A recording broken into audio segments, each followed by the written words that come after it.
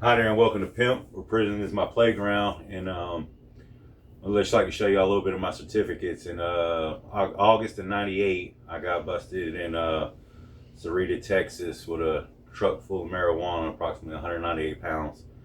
And I was sentenced to 40 months in federal prison and 36 months supervised release.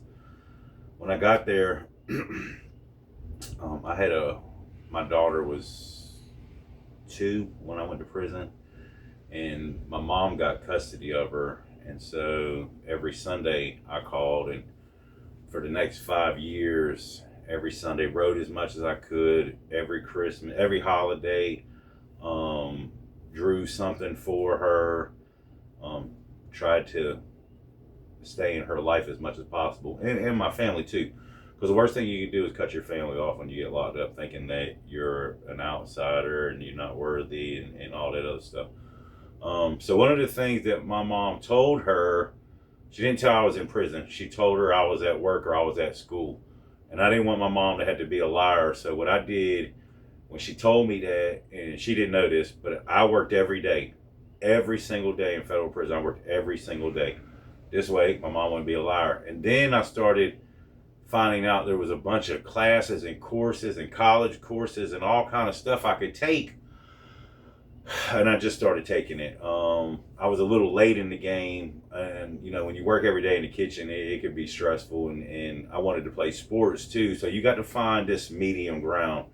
And so today, what we're going to do, we're going to show you some certificates at the first prison I was at, which was FCI Fort Dix, New Jersey. It's actually the largest federal prison in the United States.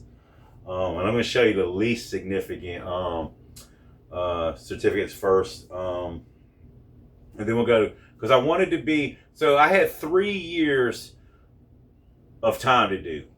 And I wanted to make sure that I really dedicated myself to being a better person when I got out. So anything that helped me, and I was real violent, from years of bullying and shit, and cussed a lot, and I needed some refinement, and I knew that, and I sought it in every avenue I could, and you'll see that. So the first one we got here is stress management. Let's see how these look right here.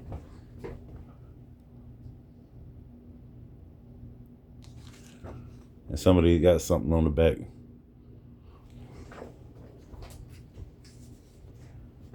And got positive thinking and motivation. Nothing on the back. I just fold that for me. All right, this was cool. And they probably out of order shit, but this is the alternative to violence project that the Quakers do, and you'll see back here.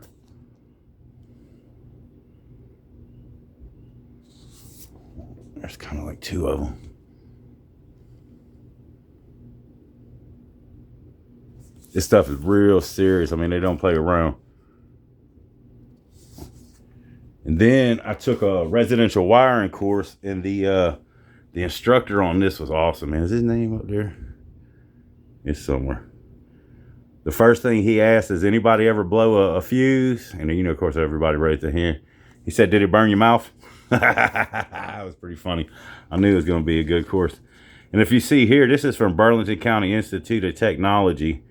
It's the 90-hour hazardous it says hazmat on it, but it's hazardous waste and emergency response technician. And the guy that taught that class runs his own business. Calvin Williamson, man, what an awesome dude, man. He was real positive, real motivational. But that helps you get in. So I took the 500-hour residential drug program.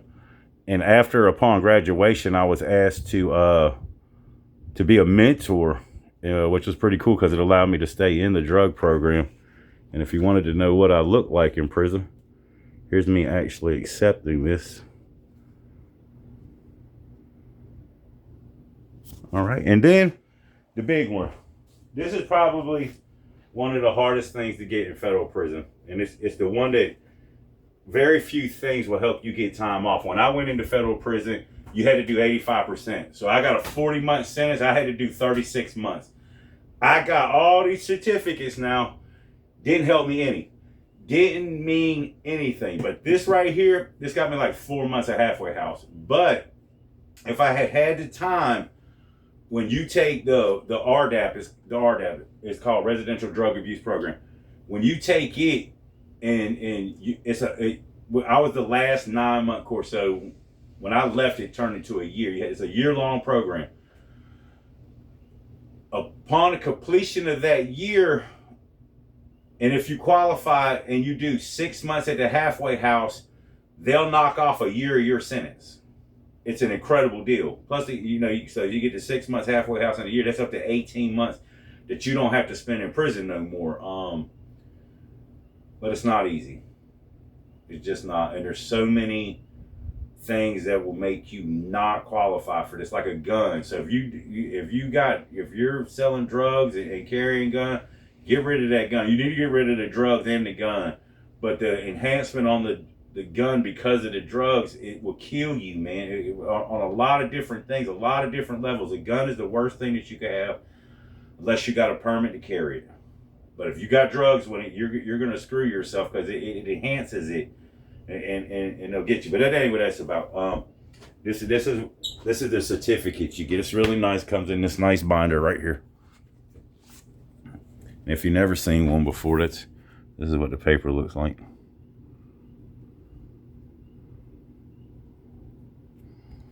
Here is the actual certificate.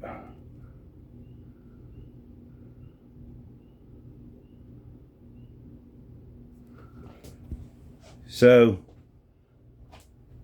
I signed up for college also, and I went to take the math class, and there was 2 other classes that were coming, and I ended up dropping out. I don't even think I made it to the class.